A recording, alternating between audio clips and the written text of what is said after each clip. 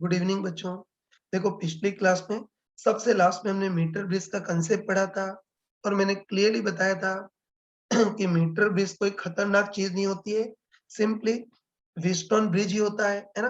और उसमें main concept मैंने बताया था, है ना। तो मैंने क्लियरली बताया था कि मीटर ब्रिज में गैल्वेनोमीटर में जीरो डिफ्लेक्शन के लिए या व्हीटस्टोन ब्रिज बैलेंस्ड होने के लिए सिंपली इसका इसका रेशियो इसके रेशियो के बराबर होना चाहिए।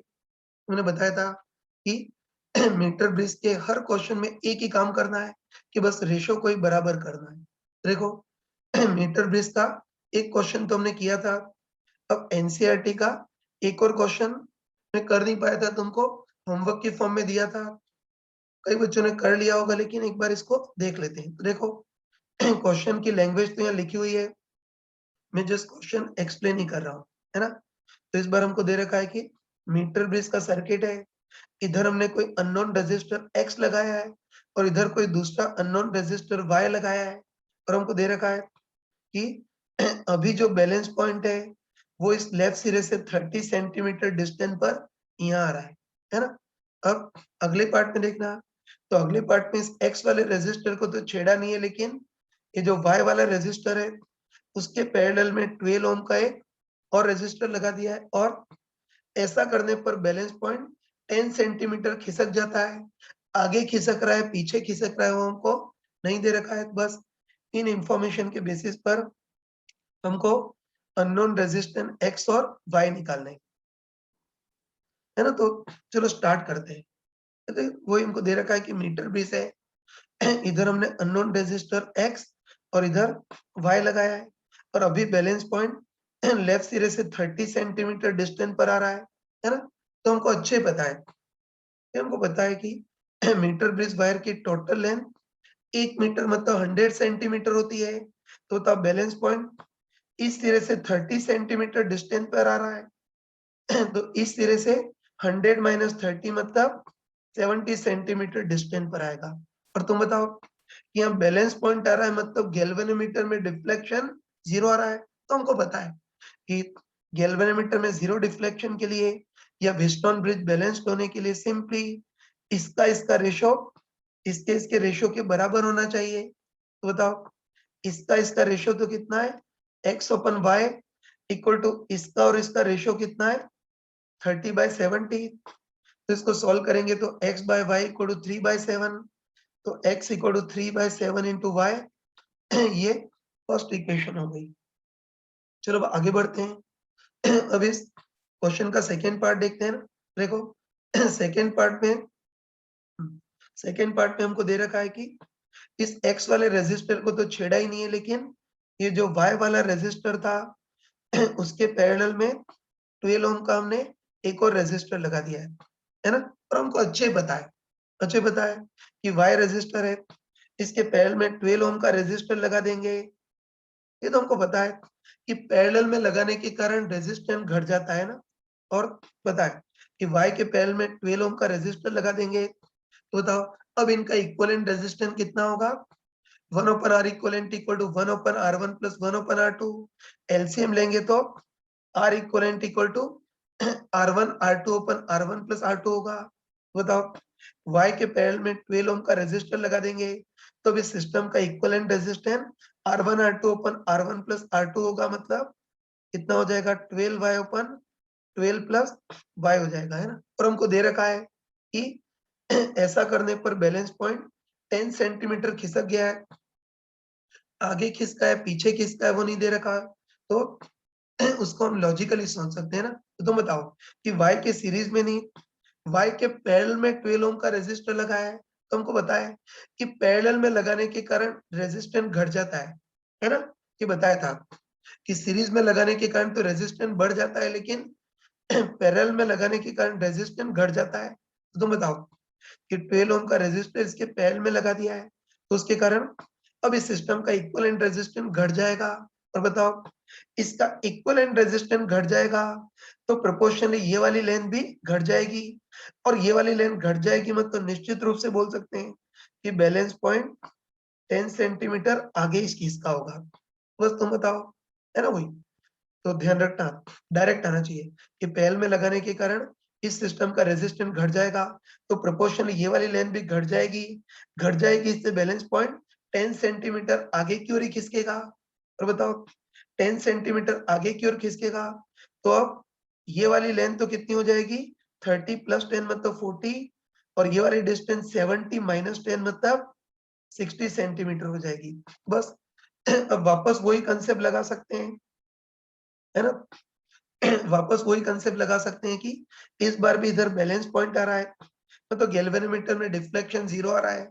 बस व्हीटस्टोन ब्रिज बैलेंस्ड होने के लिए या गैल्वेनोमीटर में डिफ्लेक्शन 0 होने के लिए इस बार भी सिंपली इसका रेशियो इसके रेशियो के बराबर होना चाहिए। तो पहले इसका रेशियो निकालते हैं तो होता ये रेजिस्टेंस तो x ही है ना, ये रेजिस्टेंस तो x ही है।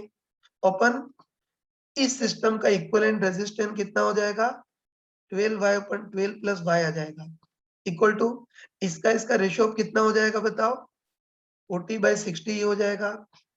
तो ये सेकेंड इक्वेशन। बस आराम से बताओ कि x और y दो वेरिएबल है और दो इक्वेशन है तो इसको सॉल्व कर सकते हो, है ना। सॉल्व करने की स्किल है यार, तो फालतू मैंने कर दिया। सिंपली इस इक्वेशन से x बाय y की वैल्यू निकालेंगे और इधर रख देंगे। चलो इधर 0 से 0 कैंसिल और यहाँ भी 0 से 0 कैंसिल। एक बार मूर्खों से सॉल्व कर लेता हूँ, है ना। तो इसको सॉल्व करोगे तो क्या आएगा x बाय y बाहर और इसको ऊपर ले आएंगे तो 12 प्लस y ओपन 12 आएगा इक्वल टू 0 से 0 कैंसिल तो 4/6 आ गया। तो बस सिंपल तरीका कि फर्स्ट इक्वेशन से x बाय y की वैल्यू निकालेंगे और सेकंड में रख देंगे। तो फर्स्ट इक्वेशन से x बाय y की वैल्यू 3/7 और सेकंड इक्वेशन में x बाय y की वैल्यू 3/7 रख देना। आगे इसको सॉल्व कर लेना। तो आगे की कैलकुलेशन तुम खुद कर सकते हो। तो आई थिंक सॉल्व करोगे तो तुम्हारे पास x इक्वल टू तो 20/7 ओम आएगा और y इक्वल टू 20/3 ओम। तो इस टाइप के क्वेश्चन इजीली कर सकते हो। हाँ बच्चों, मीटर ब्रिज का एक और क्वेश्चन ले रहा हूँ। ये JEE 2007 में भी आया था और इसी कंसेप्ट का क्वेश्चन JEE 2018 में भी पूछा गया था, है ना। ध्यान से देखना, ये क्वेश्चन तुमको करना है ना। केयरफुल देखना। वही इस बार भी हम, है ना, इस बार भी हम मीटर ब्रिज का एक्सपेरिमेंट कर रहे हैं। तो इस वाले पार्ट में हमने 2 ओम का नॉन रेजिस्टेंस लगाया है ना। तो इस वाले पार्ट में 2 ओम का नॉन रेजिस्टेंस और इस वाले पार्ट में हमने R का अननोन रेजिस्टेंस लगाया है, जहां हमको क्लियरली दे रखा है कि R ग्रेटर देन 2 है। मतलब हमको क्लियरली दे रखा है कि R वाला रेजिस्टेंस ज्यादा है और उसके कंपैरिजन में 2 वाला रेजिस्टेंस कम है। कॉमन सेंस से बोल सकते हैं कि 2 वाला रेजिस्टेंस कम है तो प्रोपोर्शनली ये वाली लेंथ भी कम होगी और R रेजिस्टेंस ज्यादा है तो प्रोपोर्शनली ये वाली लेंथ भी ज्यादा होगी। तो अभी balance point obviously first half में आएगा। मान लेते हैं कि बैलेंस पॉइंट यहाँ से L डिस्टेंस पर आ रहा है तो ऑब्वियसली यहाँ से कितना आएगा 100 सेंटीमीटर माइनस L इधर आएगा। तो पहले कहीं भी बैलेंस पॉइंट आ रहा है। और देखो अब हम ऐसा कर रहे हैं, है ना। तो अब हम ऐसा कर रहे हैं कि 2 ओम और R वाला जो रेजिस्टर है दोनों को म्यूचुअली इंटरचेंज कर रहे हैं। मतलब 2 ओम वाला रेजिस्टर इधर लगा देते हैं और R वाला रेजिस्टर इधर लगा देते हैं और दोनों को म्यूचुअली इंटरचेंज करने पर अब जो बैलेंस पॉइंट है वो 20 सेंटीमीटर खिसक गया है ना। बस इसके बेसिस पर हमको देखना है कि R की वैल्यू कितनी होगी वो देखना है। तो 2 मिनट के लिए इसको वीडियो को पॉज करके इसको ट्राई करो। हाँ बच्चों, ये तो कई लोगों ने कर लिया होगा। इसका आंसर है कि R इक्वल टू 3 ओम, है ना। चलो इसको कर लेते हैं। तो देखो पहले तो इसको बिल्कुल सीधे साधे तरीके से करा है ना, पहले तो बिल्कुल ऑर्डिनरी तरीके से कर रहा हूँ, है ना। ध्यान से देखना। तो हमको दे रखा है मीटर ब्रिज है, इधर 10 ओम का रेजिस्टर लगा और इधर R का लगाया है ना। और जॉकी को स्लाइड करें ताकि गैल्वेनोमीटर में 0 डिफ्लेक्शन आ जाए। तो अभी कहीं भी बैलेंस पॉइंट आ रहा है और इतना हमको क्वेश्चन में दे रखा है कि R की वैल्यू ज्यादा और 2 ओम कम है ना। तो इतना, है ना, इतना तो कोई लॉजिकली बोल सकता है कि ये वाला रेजिस्टेंस कम है तो उसके प्रोपोर्शन में ये वाली लेंथ कम होगी और इसका रेजिस्टेंस ज्यादा है तो उसके प्रोपोर्शन में ये वाली लेंथ ज्यादा होगी। पक्का है कि ये वाली लेंथ कम और ये ज्यादा। तो कंफर्म है कि अभी बैलेंस पॉइंट फर्स्ट हाफ में आएगा। तो मान लेते हैं कि बैलेंस पॉइंट की यहाँ से डिस्टेंस L है तो उधर से distance obviously 100 centimetre minus L ही होगी। बस आराम से बताओ, है ना? आराम से बताओ कि गैल्वेनोमीटर में जीरो डिफ्लेक्शन के लिए या व्हीटस्टोन ब्रिज बैलेंस्ड होने के लिए सिंपली इसका रेशो इसके रेशो के बराबर होना चाहिए। तो बताओ, ये रेजिस्टेंस 2 ओपन ये रेजिस्टेंस R इक्वल टू इसका रेशो कितना होगा? L open 100 minus L। तो ये पहली इक्वेशन ये आ गई, ठीक है ना? पहली इक्वेशन ये आ गई। अब चलो इस क्वेश्चन का सेकेंड पार्ट देखते हैं, है ना? तो सेकेंड पार्ट में क्या किया है, ये 2 ओम है ना?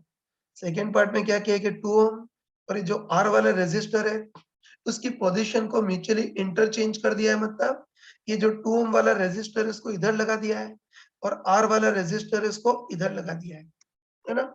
तो हम कॉमन सेंस से बोल सकते हैं, ठीक है ना?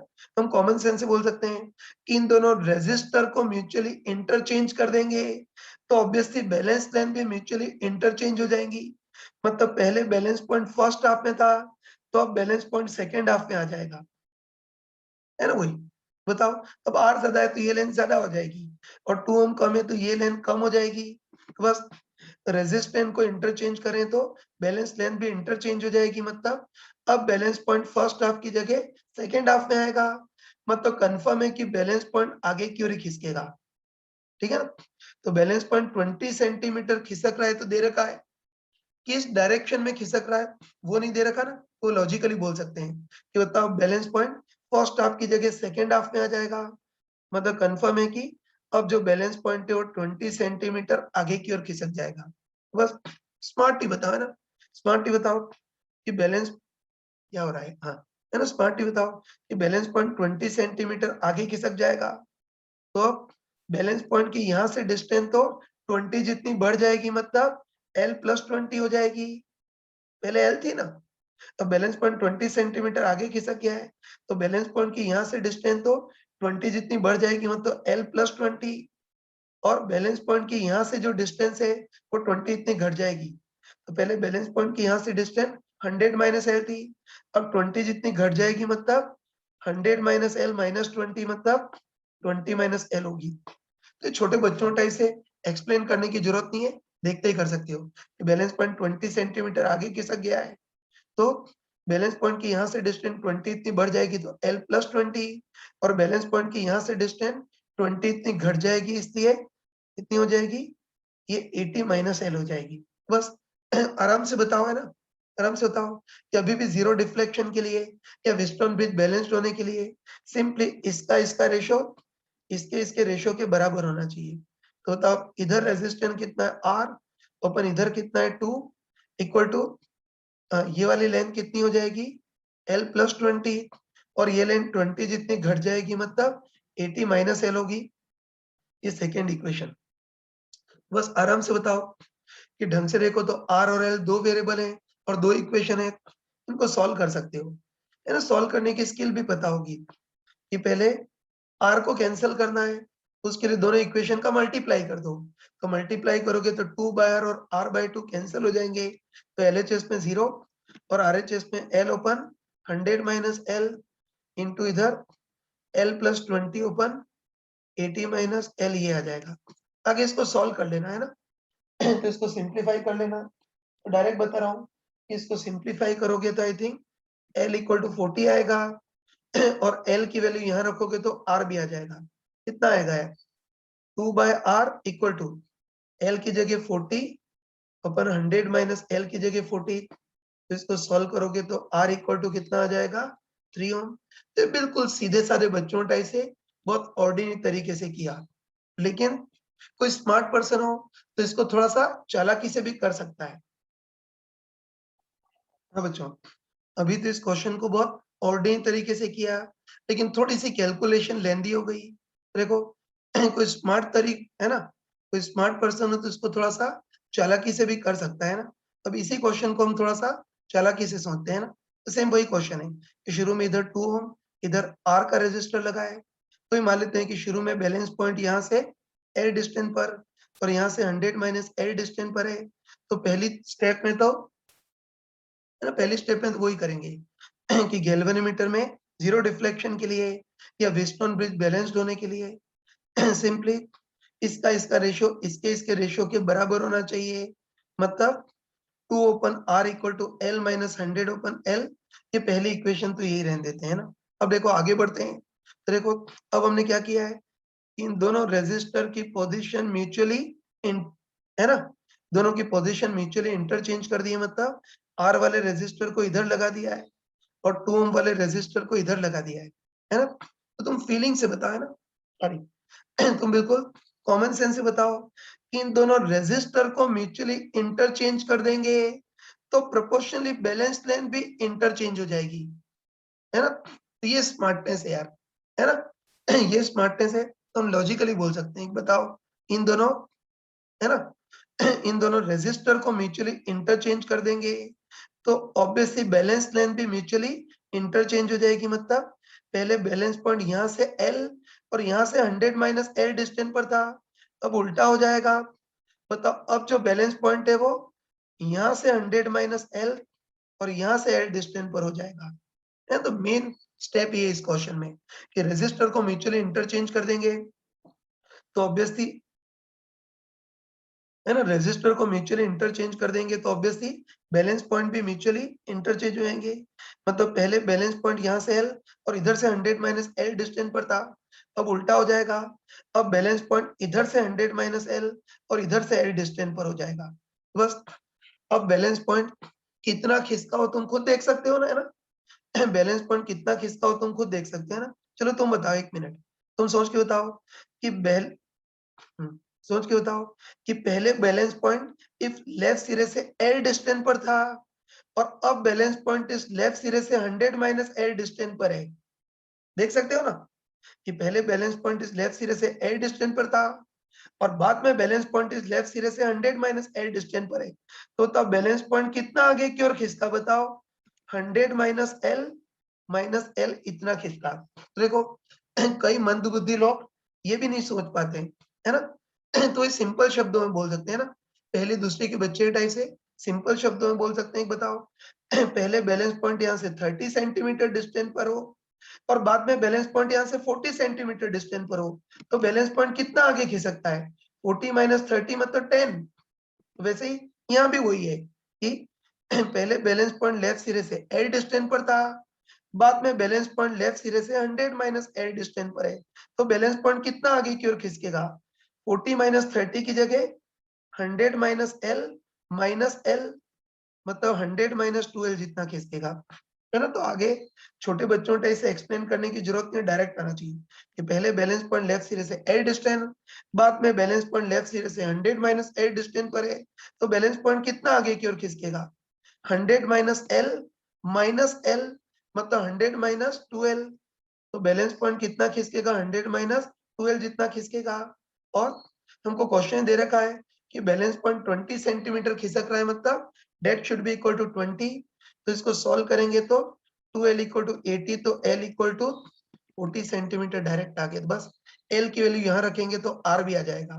बताओ 2 upon R equal to L की जगह 40 सेंटीमीटर और ये 100 माइनस L की जगह 40, इसको सॉल्व करेंगे तो R इक्वल टू 3 में एक लाइन में आ गया। आगे ऐसे करना है ना, दोनों तरीके से बता दिया। लेकिन अब अगर ऐसे क्वेश्चन आए तो पहले की तरह घिसने की जरूरत नहीं, स्मार्ट तरीके से करेंगे।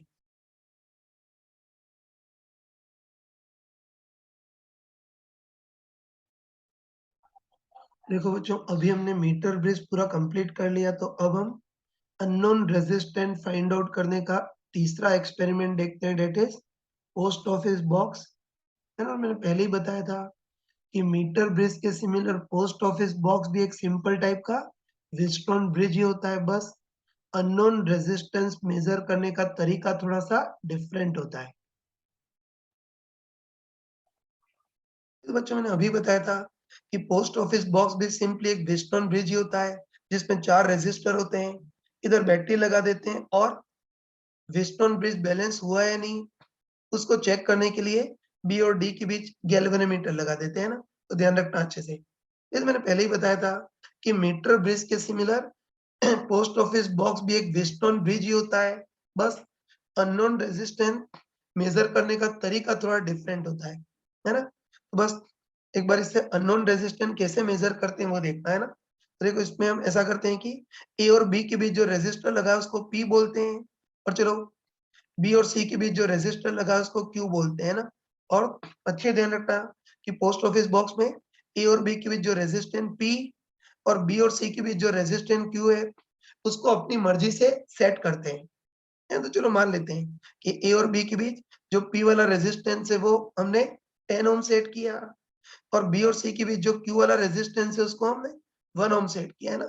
तो पी और क्यू रेजिस्टेंस को अपनी मर्जी से सेट करते हैं, तो मान लेते हैं कि जो पी रेजिस्टेंस है वो हमने 10 ओम सेट किया और क्यू वाला रेजिस्टेंस हमने 1 ओम सेट किया। उसके बाद देखो जिस है ना, उसके देखो जिस अननोन वायर का रेजिस्टेंस मेजर करना है उसको सी और डी के बीच लगाते हैं। तो चलो मान लेते हैं कि अननोन वायर का रेजिस्टेंस एक्स है ना, तो उस अननोन रेजिस्टर को सी और डी के बीच लगाते हैं। तो ये ध्यान रखना, ए और बी के बीच रेजिस्टेंस अपनी मर्जी सेट करते हैं, बी और सी के बीच भी अपनी मर्जी सेट करते हैं, और सी और डी के बीच अपना अननोन रेजिस्टर लगाते हैं। और है ना, और ध्यान रखना कि और ए और डी के बीच जो रेजिस्टेंस है उसको हम धीरे-धीरे चेंज करते हैं। तो ये ध्यान रखना कि ए और बी के बीच रेजिस्टेंस मर्जी से सेट करते हैं, बी और सी के बीच भी मर्जी से सेट करते हैं, सी और डी के बीच अननोन रेजिस्टेंस लगाते हैं, और है ना, और ए और डी के बीच वाला जो रेजिस्टेंस है उसको धीरे-धीरे चेंज करते हैं, मतलब ये एरो लगा है मतलब चेंज करते हैं ना। बस ए और डी के बीच जो रेजिस्टेंस है उसको धीरे-धीरे चेंज करते हैं, मतलब 1 ओम, 2 ओम, 3 ओम, 10 ओम, 20 ओम, 30 ओम में से ए और डी के बीच रेजिस्टेंस है उसको धीरे-धीरे चेंज करते हैं, और तब तक चेंज करते हैं जब तक कि गैल्वेनोमीटर में डिफ्लेक्शन 0 ना आ जाए। और तुम खुद बताओ, है ना? तुम खुद बताओ कि अगर गैल्वेनोमीटर में डिफ्लेक्शन 0 आ गया, बोल सकते हैं कि जैसे ही गैल्वेनोमीटर में डिफ्लेक्शन 0 आ गया तो अभी व्हीटस्टोन ब्रिज बैलेंस्ड हो जाएगा, और व्हीटस्टोन ब्रिज बैलेंस्ड होने के लिए सिंपली इसका रेशियो इसके रेशियो के बराबर होना चाहिए। मतलब गैल्वेनोमीटर में 0 डिफ्लेक्शन के लिए सिंपली यहाँ लिख देता हूँ कि गैल्वेनोमीटर में 0 डिफ्लेक्शन के लिए सिंपली P बाय Q का रेशियो R बाय X के बराबर होना चाहिए, है ना? तो इस टाइप से अननोन रेजिस्टेंस मेजर करते हैं। चलो एक्सपेरिमेंट स्टार्ट करते हैं ना। तो चलो कोई A और B के बीच नॉन रेजिस्टेंस सेट करना है, तो मान लेते हैं 10 ओम का सेट कर लिया।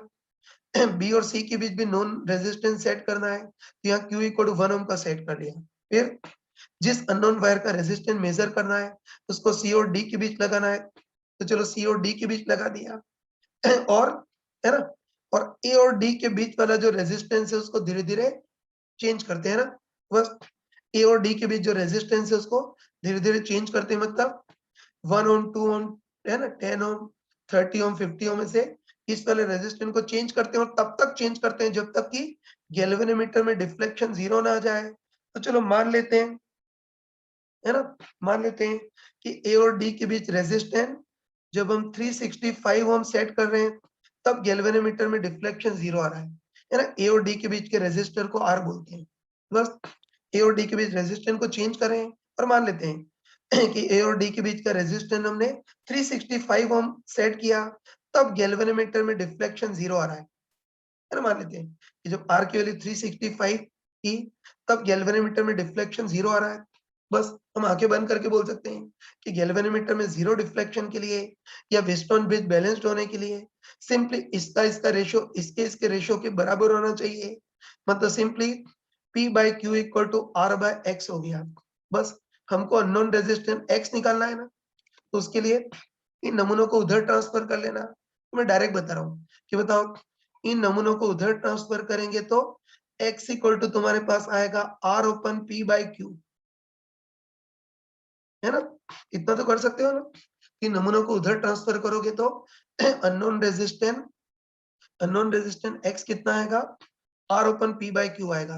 वैल्यू रखते हैं, तो बताओ व्हीटस्टोन ब्रिज बैलेंस करने के लिए, है ना, व्हीटस्टोन ब्रिज बैलेंस करने के लिए R की वैल्यू कितनी है ना? व्हीटस्टोन ब्रिज बैलेंस करने के लिए R की वैल्यू कितनी है, 365 अपन P बाय Q, तो P 10 है और Q 1 है, तो P बाय Q कितना हो जाएगा, 10 हो जाएगा। बस इसको सॉल्व करेंगे तो अननोन रेजिस्टेंस कितना आएगा, 36.5 ओम। बस इससे हम बोल सकते हैं कि अननोन रेजिस्टेंस 36.5 ओम। तो ये एक्सपेरिमेंट का फर्स्ट पार्ट हो गया, है ना। तो एक्सपेरिमेंट का फर्स्ट पार्ट हो गया। अब तुम सोच के बताओ, है ना, सॉरी तुम सोच के बताओ कि पहले P by Q का रेशियो 10 रखा था, है ना, सॉरी तो वही, है ना, वही तुम सोच के बताओ कि एक्स ये क्या हो रहा है ना, सोच के बताओ कि एक्सपेरिमेंट के पहले पार्ट में हमने P by Q का रेशियो 10 रखा था, तो तुम बताओ कि P by Q का रेशियो 10 रखेंगे तो इस संख्या में 10 का डिवाइड होगा तो अननोन रेजिस्टेंट डेसिमल के एक प्लेस तक आएगा, है ना, ये ध्यान रखना कि पहले P by Q का रेशियो 10 रखते हैं तो फिर इस चीज में 10 का डिवाइड होगा, तो 10 का डिवाइड होगा तो अननोन रेजिस्टेंट डेसिमल के एक प्लेस तक आएगा। फिर अब सेकंड, है ना, फिर अब सेकंड एक्सपेरिमेंट, सॉरी, है ना, सेकंड पार्ट में हम क्या करते हैं कि P by Q का रेशियो बढ़ाते हैं 100 रखते हैं। तो तुम खुद बताओ, कि P by Q का रेशियो 100 रखेंगे तो अब इस R वाले डेटास में 100 का डिवाइड होगा, 100 का डिवाइड होगा तो अननोन रेजिस्टर डेसिमल के दो प्लेस तक आएगा और क्लोजली आएगा। फिर तीसरे केस में P by Q का रेशियो 1000 सेट करते हैं तो फिर R में 1000 का डिवाइड होगा तो फिर अननोन रेजिस्टेंट डेसिमल के 3 प्लेस तक आएगा। तो इससे हम, है ना, इससे हम क्लियरली बोल सकते हैं कि P by Q का रेशियो बढ़ाएंगे तो बड़ी चीज से डिवाइड होगा और बड़ी चीज से डिवाइड होगा तो अननोन रेजिस्टेंस डेसिमल के ज्यादा प्लेस तक आएगा, मतलब अननोन रेजिस्टेंस का और एक्यूरेट वैल्यू आएगा, है ना। तो चलो स्टार्ट करते हैं, सेकेंड एक्सपेरिमेंट देखते हैं। तो चलो सेकेंड एक्सपेरिमेंट में ऐसा करते हैं कि P by Q का रेशियो 100 सेट करते हैं ना, मैं दूसरी इंक पे लिख रहा हूँ, चलो, है ना। तो बस एक्सपेरिमेंट के सेकेंड पार्ट में P by Q का रेशियो 100 सेट करते हैं, मतलब मान लेते हैं कि अब P की वैल्यू तो हमने 1000 रख दी है और Q की वैल्यू 1 ही रखी है, मतलब कहने का मतलब है कि अब P by Q की रेशियो 100 सेट किया है ना। अब भी वही कि अननोन रेजिस्टेंस को यहाँ लगाएंगे, है ना, और अब भी, है ना, अब भी A और D के बीच जो R वाला रेजिस्टर है उसको धीरे धीरे चेंज करेंगे, है ना, और तब तक चेंज करेंगे जब तक कि गैल्वेनोमीटर में डिफ्लेक्शन 0 नहीं आ जाता। और चलो अब मान लेते हैं ना, अब मान लेते हैं कि गैल्वेनोमीटर में डिफ्लेक्शन 0 लाने के लिए R की वैल्यू 3654 इतनी रखनी पड़ी, है ना। तो मान लेते हैं कि सेकेंड केस में गैल्वेनोमीटर में 0 डिफ्लेक्शन के लिए R की वैल्यू हमको 3654 ओम इतनी रखनी पड़ी। तो बस आराम से बताओ ना, आराम से बताओ, इस बार भी गैल्वेनोमीटर में 0 डिफ्लेक्शन के लिए इसका रेशियो इसके रेशियो के बराबर होना चाहिए, मतलब इस बार भी P by Q equal R by X, तो इस बार भी X इक्वल टू कितना आएगा, R upon P by Q। तो बताओ अब व्हिटस्टोन ब्रिज बैलेंस करने के लिए R की रिक्वायर्ड वैल्यू कितनी है, 3654 है ओपन, अब P by Q का रेशियो कितना सेट किया, 100। तो तुम बताओ, एक मिनट, तुम बताओ कि P by Q का रेशियो 100 सेट किया है तो अब इसमें 100 का डिवाइड होगा और 100 का डिवाइड होगा तो अननोन रेजिस्टर डेसिमल के दो प्लेस तक आएगा 36.54। तो तुम बताओ कि पहले P by Q का रेशियो 10 सेट किया था तब अननोन रेजिस्टर डेसिमल के एक प्लेस तक आ रहा था, अब सेकेंड पार्ट में P by Q का रेशियो 100 सेट करेंगे तो 100 से डिवाइड होगा तो अननोन रेजिस्टर डेसिमल के दो प्लेस तक आएगा और क्लोज वैल्यू आएगी। ऐसे बताओ कि तीसरे केस में P by Q का रेशियो 1000 सेट करेंगे तो 1000 से डिवाइड होगा तो अननोन रेजिस्टेंट डेसिमल के तीन प्लेस तक आएगा, जैसे 36.542 ऐसे आएगा। बस इस टाइप से हम क्लियरली बोल सकते हैं कि हम P by Q की वैल्यू बढ़ाएंगे तो अननोन रेजिस्टेंट डेसिमल के ज्यादा प्लेस तक आएगा, मतलब और क्लोज वैल्यू आएगी। बस यही पोस्ट ऑफिस बॉक्स का मेथड होता है। तुमको याद रहे उसके लिए मैंने प्रॉपर्ली लिख भी दिया है कि इसमें P by Q का रेशियो अगर बढ़ाएंगे तो R में बड़ी चीज का डिवाइड होगा तो अननोन रेजिस्टर डेसिमल के ज्यादा प्लेस तक आएगा, मतलब ज्यादा एक्यूरेट मेजरमेंट होगा, मतलब ज्यादा क्लोजर मेजरमेंट होगा। तो वीडियो पॉज करके इसको नोट कर लेना।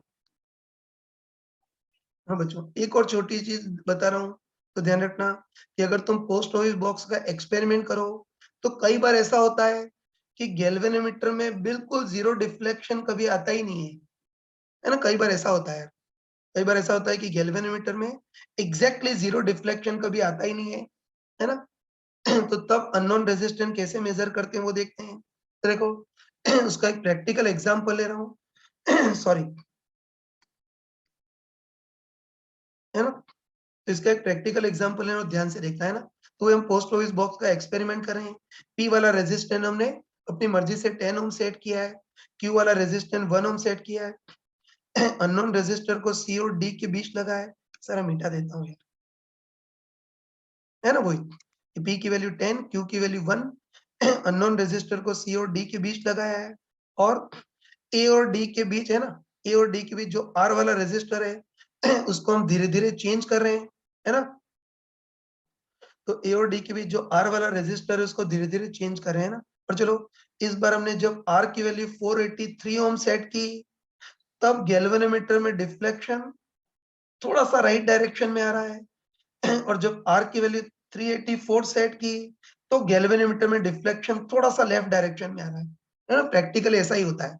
तो मान लेते हैं कि R की वैल्यू धीरे धीरे चेंज करें, एक एक करके चेंज करें, और R की वैल्यू जब 483 रखी तब गैल्वेनोमीटर में डिफ्लेक्शन थोड़ा सा राइट में, और R की वैल्यू 484 रखी तो गैल्वेनोमीटर में डिफ्लेक्शन थोड़ा सा लेफ्ट डायरेक्शन में आ रहा है। तो बस इससे हमको अननोन रेजिस्टेंस मेजर एस्टिमेट करना है ना। तो तुम खुद बताओ 1 मिनट, है ना, तुम खुद बताओ कि R की वैल्यू 483 रखते हैं तो डिफ्लेक्शन थोड़ा सा राइट डायरेक्शन में आता है, और 484 रखते हैं तो गैल्वेनोमीटर में डिफ्लेक्शन थोड़ा सा लेफ्ट डायरेक्शन में आता है। तो तुम बताओ कि गैल्वेनोमीटर में बिल्कुल जीरो डिफ्लेक्शन के लिए R की वैल्यू 483 से 484 के बीच में होनी चाहिए। एस्टिमेट कर सकते हैं ना, इस वैल्यू पर डिफ्लेक्शन थोड़ा सा लेफ्ट में, इस वैल्यू पर डिफ्लेक्शन थोड़ा सा राइट में। तो हम सोच सकते हैं कि गैल्वेनोमीटर में जीरो डिफ्लेक्शन के लिए R की वैल्यू 483 से 484 के बीच होनी चाहिए। तो मैं लिख देता हूँ, है ना, मैं लिख देता हूँ कि गैल्वेनोमीटर में जीरो डिफ्लेक्शन के लिए R की वैल्यू निश्चित रूप से 483 से 484 के बीच होनी चाहिए। तो बस जीरो है ना, बताओ, जीरो डिफ्लेक्शन के लिए R की वैल्यू 483 से 484 के बीच होनी चाहिए, तो अननोन रेजिस्टेंस X की वैल्यू किसके बीच होनी चाहिए वो देखना है। तो बस इसमें वही कंसेप्ट है कि होता जीरो डिफ्लेक्शन या व्हीटस्टोन ब्रिज बैलेंस्ड होने के लिए simply P by Q equal to R by X, तो X इक्वल R upon P by Q value रखते हैं। तो अपने अनपढ़ों के सॉरी अपने अनपढ़ों के शब्दों में लिख सकते हैं कि गैल्वेनोमीटर में जीरो डिफ्लेक्शन के लिए R की वैल्यू 483 से 484 के बीच होनी चाहिए, तो इसको 483 से 484 के बीच ऐसा ही लिख देंगे। अपन P by Q का रेशियो कितना है 10, तो है ना, इसमें 10 का डिवाइड करेंगे तो बताओ X की वैल्यू कितनी आ गई 48.3 ओम से 48.4 ओम के बीच। तो बस आंसर में ये लिखेंगे कि चूंकि जीरो डिफ्लेक्शन के लिए R की वैल्यू 483 से 484 के बीच होनी चाहिए, तो अननोन रेजिस्टेंस X की वैल्यू 48.3 से 48.4 के बीच होनी चाहिए। तो एक्सपेरिमेंट में एक्चुअली ये सिचुएशन होती है।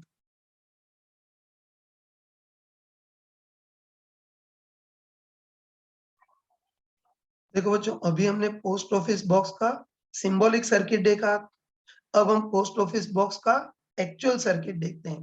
तो ध्यान रखना कि कभी भी पोस्ट ऑफिस बॉक्स के एक्चुअल सर्किट को स्टडी करना हो तो पहले सिंबॉलिक सर्किट बना करके करना, वरना तो बैठे बैठे ही चक्कर आ जाएंगे, है ना। तो पोस्ट ऑफिस बॉक्स का एक्चुअल सर्किट देखते हैं। ये तो ध्यान रखना कि जो एक्चुअल सर्किट होता है वो भी व्हीटस्टोन ब्रिज ही होता है। बस रेजिस्टेंस सेट करने के और रेजिस्टेंस चेंज करने के प्रॉपर फैसिलिटी होती है इसमें, है ना, प्रॉपर प्रोविजन होता है। स्टार्ट करते हैं ना।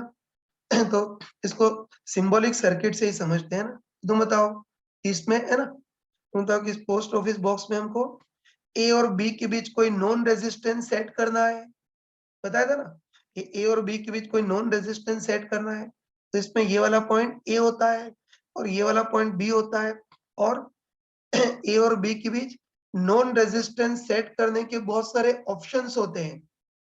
ये ध्यान रखना, ये पॉइंट ए, ये पॉइंट बी, और ए और बी के बीच नॉन रेजिस्टेंस सेट करने के बहुत सारे ऑप्शन होते हैं। जैसे 1 ओम का ऑप्शन है, ये 10 ओम का ऑप्शन है, ये 100 ओम का ऑप्शन है, ऐसे बहुत सारे ऑप्शन होते हैं। और ध्यान रखना, है ना, ध्यान रखना कि सबसे इंटरेस्टिंग चीज ये है कि जो रेजिस्टेंस सेट करना हो वो प्लग हम भरते नहीं, उल्टा प्लग बाहर निकालते हैं। ऐसा इसमें सिस्टम होता है। ध्यान रखना कि जो रेजिस्टेंस सेट करना है उस रेजिस्टेंस वाले प्लग को हम बाहर निकाल लेते हैं ना। ध्यान रखना कि ए और बी के बीच हमको, है ना, ए और बी के बीच हमको 10 ओम का रेजिस्टेंस सेट करना है, तो इसमें 10 ओम वाला जो प्लग होगा उसको बाहर निकाल लेंगे, तो ए और बी के बीच 10 ओम का रेजिस्टेंस सेट हो जाएगा, है ना। उसके और आगे बढ़ रहा हूँ, अब बी और सी के बीच भी, है ना, बी और सी के बीच भी रेजिस्टेंस अपनी मर्जी से लगाना है। तो ध्यान रखना कि इसमें ये पॉइंट बी होता है, ये पॉइंट सी होता है, और बी और सी के बीच में रेजिस्टेंस सेट करने के बहुत सारे ऑप्शन होते हैं। जैसे मान लेते हैं कि 1 ओम का ऑप्शन है, ये 10 ओम का ऑप्शन है और ये 100 ओम का ऑप्शन है। तो यहाँ भी जो रेजिस्टेंस सेट करना है प्लग बाहर निकाल लेते हैं। तो चलो बी और सी के बीच हमको 1 ओम का रेजिस्टर सेट करना है, तो 1 ओम वाला प्लग बाहर निकाल लेंगे, तो बी और सी के बीच 1 ओम का रेजिस्टेंस सेट हो जाएगा। अब देखो, है ना, अब और आगे बढ़ते हैं, ठीक है ना।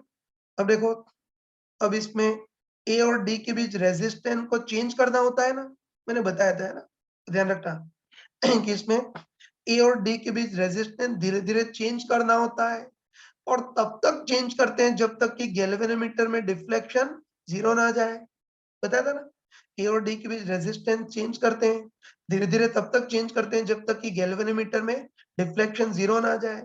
तो ए और डी के बीच रेजिस्टेंस बिल्कुल धीरे धीरे चेंज करना है, तो उसके लिए ए और डी के बीच रेजिस्टेंस चेंज करने के बहुत सारे ऑप्शन होते हैं ना। तो इसमें ये पॉइंट ए होता है ना, ये पॉइंट ए होता है, ये पॉइंट डी होता है, और ए और डी के बीच रेजिस्टेंस चेंज करने के बहुत सारे ऑप्शन होते हैं।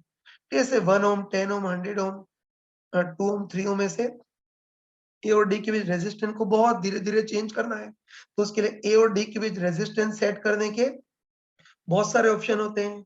इसलिए ए और डी के बीच वाला पार्ट सबसे बड़ा होता है ना, ये देख लिया। अब आगे का पार्ट तो तुम, है ना, आगे का पार्ट तो तुम बहुत इजीली कर सकते हो, है ना। बस अब तुम बताओ कि अब सी और डी के बीच अननोन रेजिस्टेंस रखना है, तो बताओ ये पॉइंट सी, है ना, ये पॉइंट सी और ये पॉइंट डी। तो देखो सी और डी के बीच अननोन रेजिस्टेंस रखेंगे, इसका मतलब समझते हो ना, वायर टच नहीं कर रहा, ऊपर से जा रहा है। तो बस जिस अननोन वायर का रेजिस्टेंस मेजर करना है उसको सी और डी के बीच लगाते हैं, ये पॉइंट सी और ये डी है। तो जिस अननोन वायर का रेजिस्टेंस निकालना है उसको सी और डी के बीच ये लगा दिया। बस अब तो बाकी नमूने भी लगा सकते हैं। तुम बताओ कि जो बैटरी है उसको ए और सी के बीच लगा, है ना, बताओ जो बैटरी है उसको ए और सी के बीच लगाना है, तो ये पॉइंट ए और ये पॉइंट सी है। जो बैटरी है उसको ए और सी के बीच लगाना है, तो ये बैटरी को ए और सी के बीच लगा दिया। और गैल्वेनोमीटर को बी और डी के बीच लगाना है, ये पॉइंट बी और ये पॉइंट डी है, तो गैल्वेनोमीटर को बी और डी के बीच लगाएंगे, है ना। तो ये गैल्वेनोमीटर को बी और डी के बीच लगा दिया। बस अब तुम बताओ, ये, है ना, तुम बताओ कि ये सिंबॉलिक सर्किट इधर पूरा प्रैक्टिकली रियलाइज हो गया, एक एक चीज को लगा दिया ना। बस ये सिंबॉलिक सर्किट इधर पूरा प्रैक्टिकली रियलाइज हो गया, तो बस अब अपना एक्सपेरिमेंट, है ना, अब अपना एक्सपेरिमेंट स्टार्ट कर सकते हैं ना। फटाफट देखना, तो देखो सबसे पहले ए और बी के बीच, है ना, सबसे पहले ए और बी के बीच मान लेते हैं 10 ओम का रेजिस्टेंस अपनी मर्जी से सेट करना है। ये तो देखो, ये ए और ये बी है, तो ए और बी के बीच 10 ओम का रेजिस्टेंस अपनी मर्जी से सेट करना है ना। तो उसके लिए हम क्या करते हैं कि जो 10 ओम वाला प्लग है उसको बाहर निकाल लेते हैं, 10 ओम वाले प्लग को बाहर निकाल लेंगे, तो ए और बी के पी इक्वल टू 10 ओम का रेजिस्टेंस सेट हो जाएगा। वैसे ही बी और सी के बीच भी रेजिस्टेंस अपनी मर्जी से सेट करना है मान लेते हैं 1 ओम सेट करना चाहते हैं, तो उसके लिए बी और सी के बीच 1 ओम का जो प्लग है उसको बाहर निकाल लेंगे, तो बी और सी के बीच 1 ओम का रेजिस्टेंस सेट हो जाएगा, तो बी और सी के बीच Q इक्वल टू 1 ओम का रेजिस्टेंस सेट हो जाएगा, है ना। उसके बाद बताओ जिस अननोन वायर का रेजिस्टेंस निकालना है उसको सी और डी के बीच लगाएंगे, तो ठीक है ना, जो एक्स का जो अननोन वायर है जिसका रेजिस्टेंस मेजर करना है उसको सी और डी के बीच ये लगा दिया। फिर बाकी चीजें भी लगा देते हैं, बैटरी ए और सी के बीच लगानी है तो ए और सी के बीच बैटरी लगा दी, और गैल्वेनोमीटर को बी और डी के बीच लगाना है तो गैल्वेनोमीटर को बी और डी के बीच लगा दिया, है ना। बस अब हम क्या करते हैं कि ए और डी के बीच जो रेजिस्टेंस है उसको धीरे धीरे चेंज करते हैं। बताया था ना, ये पॉइंट ए, है ना, बताया था कि ये पॉइंट ए और ये पॉइंट डी, तो बस ए और डी के बीच रेजिस्टेंस धीरे धीरे सेट करते हैं। तो ए और डी के बीच रेजिस्टेंस सेट करने के बहुत सारे ऑप्शन होते हैं, बस ए और डी के बीच रेजिस्टेंस धीरे धीरे सेट करेंगे, और तब तक सेट करेंगे जब तक कि गैल्वेनोमीटर में डिफ्लेक्शन जीरो नहीं आ जाता, है ना। बस ए और डी के बीच रेजिस्टेंस धीरे धीरे सेट करेंगे, मतलब 1 ओम, 2 ओम, 3 ओम, 4 ओम, 50 ओम, 100 ओम, इस तरह से ए और डी के बीच रेजिस्टेंस बहुत धीरे धीरे, है ना, ए और डी के बीच रेजिस्टेंस बहुत धीरे धीरे चेंज करेंगे, और तब तक चेंज करते आते हैं जब तक कि गैल्वेनोमीटर में डिफ्लेक्शन 0 नहीं आ जाए। और मान लेते हैं ना, मान लेते हैं कि ए और डी के बीच हमने R इक्वल टू 360 क्या लिख दिया, सॉरी, है ना। मान लेते हैं कि ए और डी के बीच हमने R इक्वल टू 365 ओम का जब रेजिस्टेंस सेट किया, तब गैल्वेनोमीटर में डिफ्लेक्शन 0 आ गया। बस हम क्लियरली बोल सकते हैं कि गैल्वेनोमीटर में डिफ्लेक्शन 0 आ गया, मतलब व्हीटस्टोन ब्रिज बैलेंस्ड हो गया। तो बस गैल्वेनोमीटर में 0 डिफ्लेक्शन के लिए या व्हीटस्टोन ब्रिज बैलेंस्ड होने के लिए P by Q equal to R by X होना चाहिए।